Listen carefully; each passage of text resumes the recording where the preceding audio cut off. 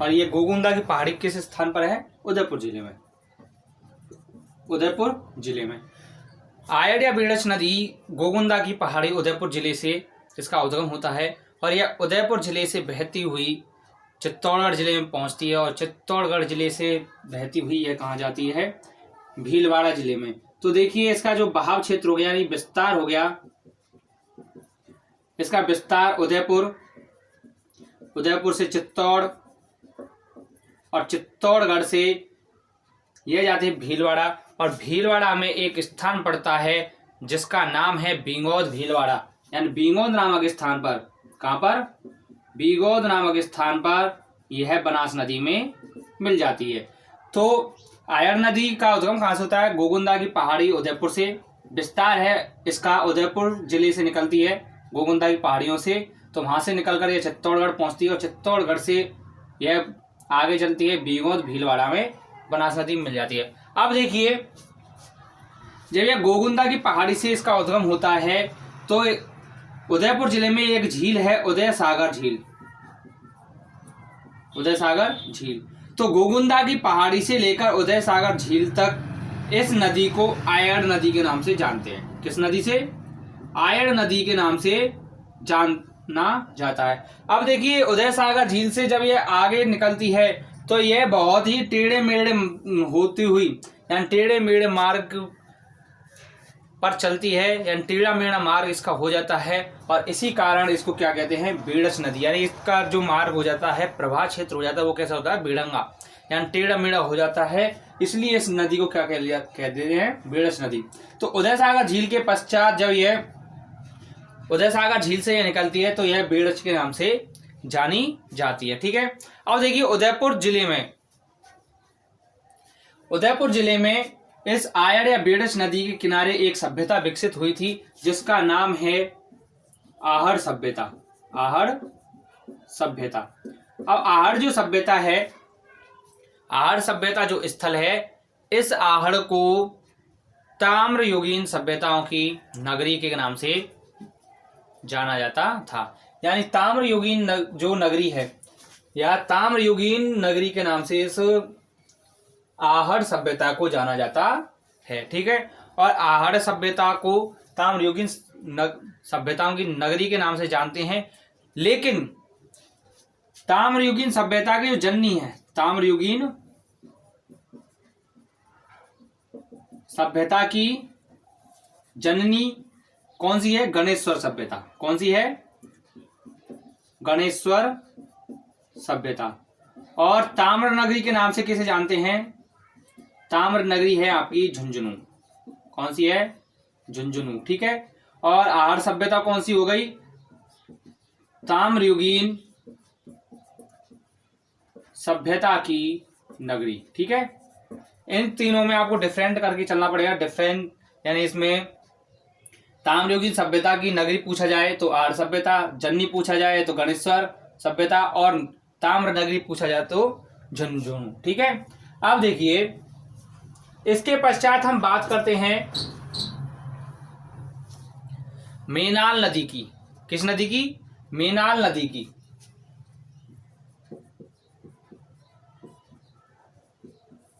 अब मेनाल नदी का जो उद्गम है वह है आपका मांडल की पहाड़ी।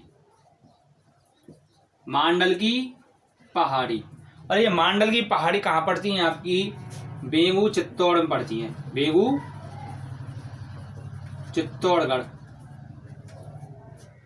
बेंगू चित्तौड़गढ़। बेंगू ये वही बेंगू है जहां से बेंगू का किसान आंदोलन शुरुआत हुआ था। ठीक है। मांडल की पहाड़ी कहाँ है? चित्तौड़गढ़ में। और पर्टिकुलर अगर स्थान पूछा जाए तो कहाँ है? बेंगू। ठीक है।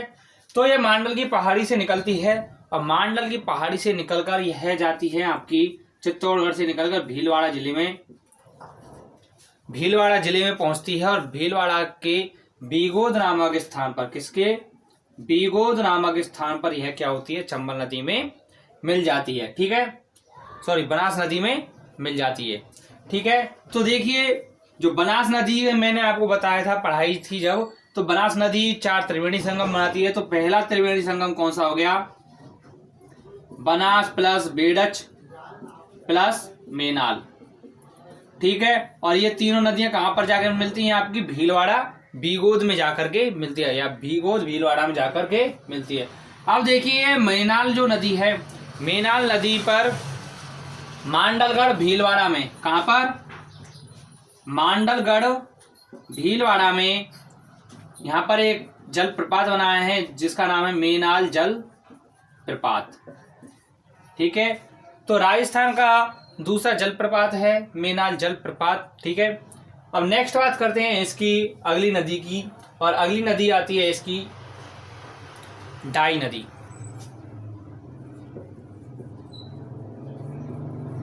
डाई नदी, अब देखिए डाई नदी का जो स्थान है वो कहाँ है, कहाँ से निकलती है, ये निकलते हैं नसीराबाद अजमेर, नसीराबाद अजमेर। और आप जानते हैं कि जो नसीराबाद है, यहाँ पर सर्वप्रथम राजस्थान में 1857 की क्रांति हुई थी, नसीराबाद छावनी। ठीक है, तो नसीराबाद अजमेर से इस नदी का उद्गम होता है, और यह जो नदी है यह टोंक जिले में एक स्थान पड़ता है जिसका नाम है राजमहल। राजमहल टोंक में जाकर के यह बनास नदी में मिल जाती है। ठीक है, नेक्स्ट बात करते हैं, इसके बाद इसकी अगली नदी की बात करते हैं, वो आती है खारी नदी। खारी नदी, खारी नदी का जो उद्गम स्थान है वह है बिजराल गांव की पहाड़ी, और बिजराल गांव की पहाड़ी पड़ती है आपकी राजसमंद में। राजसमंद में बिजराल गांव की पहाड़ी राजसमंद से इस नदी का क्या होता है, उद्गम होता है, और यह अपने उद्गम स्थान से चलकर, यानी राजसमंद से चलकर यह जाते हैं भीलवाड़ा, भीलवाड़ा से अजमेर, और अजमेर में बहती हुई कहाँ होती है, भीलवाड़ा, भीलवाड़ा से अजमेर, और अजमेर से जाकर के टोंक जिले में किस स्थान पर, राजमहल नामक स्थान पर बनास नदी में मिल जाती है। ठीक है, तो बनास नदी में कहाँ मिलती है, ये राजमहल टोंक में जाकर के यह नदी मिल जाती है। और जो मैंने आपको बताया था कि त्रिवेणी संगम बनाती है 4, तो दूसरा त्रिवेणी संगम कौन सा हो गया, राजमहल में हो गया। राजमहल में यह नदी खारी नदी मिलती है, इस बनास नदी में डाई नदी मिलती है, और बनास नदी मिलती है। तो तीनों नदियां मिलकर क्या बनाती हैं, त्रिवेणी संगम बनाती हैं। नेक्स्ट बात करते हैं इस नदी पर ही कि जो खारी जो नदी है यह क्या करती है, खारी नदी पर 2 बांध बनाए गए हैं राज्य सरकार के द्वारा। पहला जो बांध आता है वो आता है खारा बांध। पहला बांध कहाँ है, खारा बांध, खारी के नाम से ही जाना जाता है। खारा बांध बनाया गया है भीलवाड़ा में। और दूसरा जो बांध बनाया गया है और वह बनाया गया नारायण सागर बांध, नारायण सागर बांध। अब नारायण सागर बांध कहाँ पर स्थित है, आपका अजमेर में है। और अजमेर में इस नारायण सागर बांध को क्या कहते हैं, अजमेर का अमृत सरोवर, या सॉरी अजमेर जिले का क्या कहते हैं, समुद्र के नाम से इस नारायण सागर बांध को जाना जाता है। ठीक है, नेक्स्ट बात करते हैं इस नदी में ही, नेक्स्ट आती है बांडी नदी।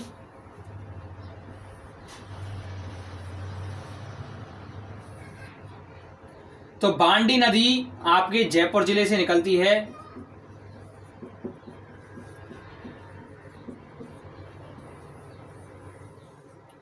बांडी नदी आपकी जयपुर जिले से निकलती है, और जयपुर में एक स्थान पड़ता है, और वो पड़ता है आमलोद सामलोद, यानी आमलोद सामलोद की पहाड़ियां हैं। ये आमलोद सामलोद पहाड़ी है, इस स्थान से इसका क्या होता है, उद्गम होता है। और यह अपने उद्गम स्थान से चल करके यह क्या करती है, यह जो नदी है जयपुर से के आमलोद सामलोद पहाड़ी से निकलती है, और आमलोद सामलोद पहाड़ी से निकलकर यह कहाँ पहुँचती है, जोधपुरिया गांव। और मैंने बताया था आपको कि जोधपुरिया जो गांव है वो हमारे एक लोक देवता हुए हैं, देव बाबा के नाम से उनको जानते हैं, देव नारायण जी। और देव नारायण जी का जो स्थान है वो जोधपुरिया में है, यानी कि उनका जो मंदिर बना हुआ है वो जोधपुरिया में है। इसलिए जोधपुरिया गांव को क्या कहते हैं, देवधाम जोधपुरिया के नाम से जाना जाता है। ठीक है, और देवधाम जोधपुरिया कहाँ पड़ता है, आपका टोंक जिले में। तो यह नदी टोंक जिले के देवधाम जोधपुरिया में जाकर कहाँ मिलती है, बनास में मिल जाती है। ठीक है, देवधाम जोधपुरिया में यह नदी क्या करती है, बनास नदी में मिल जाती है। ठीक है, नेक्स्ट बात करते हैं कि जो ये बांडी जो नदी है, बांडी नदी जो है यह राजस्थान की सबसे प्रदूषित नदी मानी जाती है। तो राजस्थान की सबसे प्रदूषित नदी पूछ ली जाए तो बांडी नदी। ठीक है, नेक्स्ट बात करते हैं। इसके बाद आती है मानसी नदी, और मानसी नदी जो आती है इसका उद्गम होता है आपका अजमेर जिले से, अजमेर जिले से। और अजमेर जिले में एक स्थान पड़ता है सिलोरा गांव। कौन सा? सिलोरा गांव की पहाड़ी से इस मानसी नदी का क्या होता है? उद्गम होता है। और यह जो नदी है सिलोरा गांव पहाड़ी से, गांव से निकलकर, ये सिलोरा गांव की पहाड़ी से निकलकर यह क्या करती है? टोंक जिले में, किसमें? टोंक जिले में जाकर के जोधपुरिया स्थान पर, कौन सी? टोंक जिले जोधपुरिया में जाकर क्या मिलती है? टोंक के जिले के जोधपुरिया नामक स्थान पर यह बनास नदी में मिल जाती है। ठीक है, तो बनास नदी में मिल जाती है कौन सी? मानसी नदी। बनास नदी में कौन सी मिल रही है? बांडी नदी। किस स्थान पर मिल रही है? तो ये देवधाम जोधपुरिया में मिल रही है। तो देवधाम जोधपुरिया में, ये बनास नदी में, ये दोनों नदियां जब मिलती हैं तो यहाँ पर एक त्रिवेणी संगम का निर्माण होता है। कहाँ पर होता है? देवधाम जोधपुरिया में।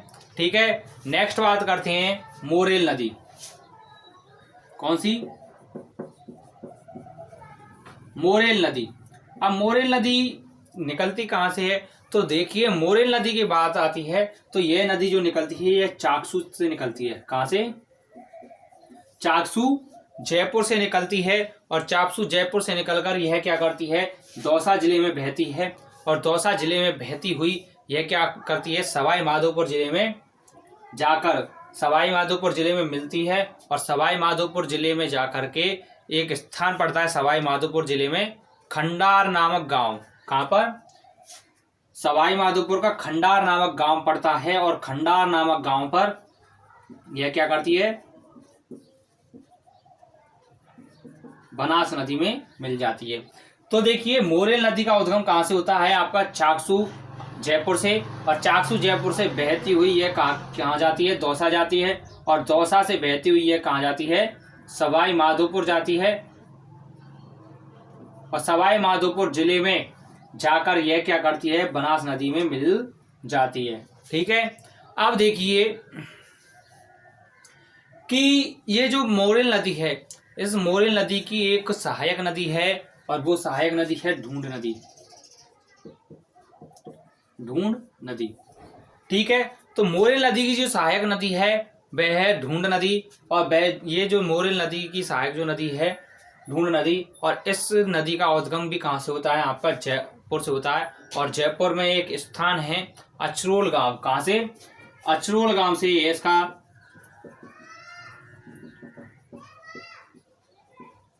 अचरोल गांव जयपुर से यह नदी का उद्गम होता है। और यह दौसा में बहती हुई, अचरोल गांव जयपुर से निकलकर यह दौसा में बहती है। और दौसा में बहती हुई एक स्थान पड़ता है लालसोट। लालसोट नामक स्थान पर यह मोरेल नदी में मिल जाती है। ठीक है, नेक्स्ट बात करते हैं कोठारी नदी की। तो कोठारी जो नदी है,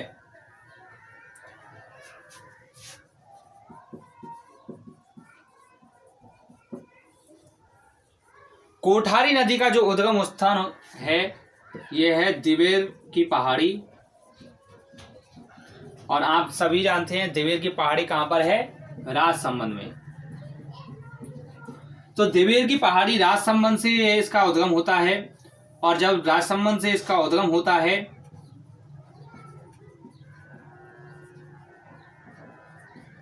तो राजसमंद से बहती हुई, राजसमंद जिले में बहती हुई यह कहाँ जाती है? ये जाती है आपकी सीधी भीलवाड़ा जिले में। और भीलवाड़ा जिले में एक स्थान पड़ता है इस नदी के किनारे, और वो है, इस स्थान का नाम है आपका नंदराय। नंदराय नामक स्थान पर यह जो नदी है, कौन सी? कोठारी नदी, यह नंदराय नामक स्थान पर बनास नदी में मिल जाती है। नंदराय नामक स्थान पर बनास नदी में यह मिल जाती है। लेकिन इससे के बनास नदी में मिलने से पूर्व भी भीलवाड़ा जिले में एक बांध बनाया हुआ है इस नदी पर, और जिसको कहते हैं मेजा बांध। मेजा बांध। तो मेजा बांध किस नदी के ऊपर बना हुआ है? तो वह है कोठारी नदी पर बना हुआ है। और देखिए इस कोठारी नदी के किनारे ही एक सभ्यता स्थल है जिसका नाम है बागौर। बागौर सभ्यता। तो बागौर सभ्यता जो है इस कोठारी नदी के किनारे पर ही विकसित हुई थी। और बागौर सभ्यता कहाँ है? आपकी भीलवाड़ा जिले में। किस तरह? भीलवाड़ा जिले में यह बागौर सभ्यता का उद्गम हुआ था। ठीक है, इसके पश्चात बात करते हैं सीप नदी की। अब सीप नदी जो है,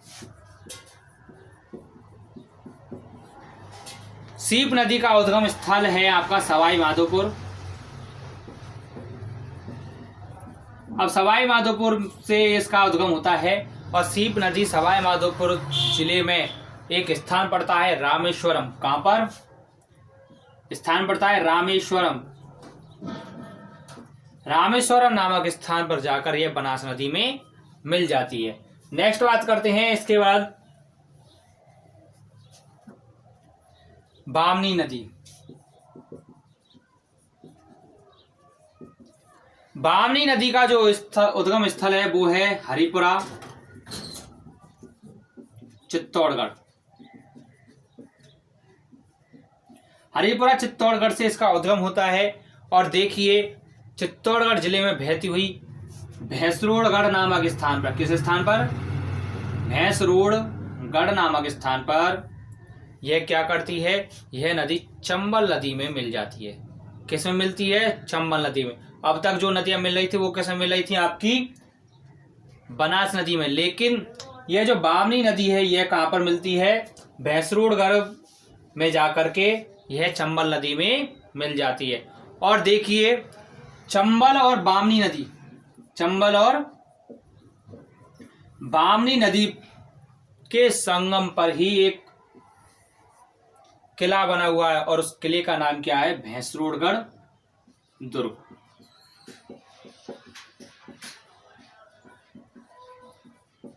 भैंसरोड़गढ़ दुर्ग बना हुआ है। और देखिए भैंसरोड़गढ़ दुर्ग जो है यह एक भैंसा साहा नामक व्यापारी था, उसने इस किले का निर्माण करवाया था। ठीक है, नेक्स्ट बात करेंगे हम अगली क्लास में। Thank you.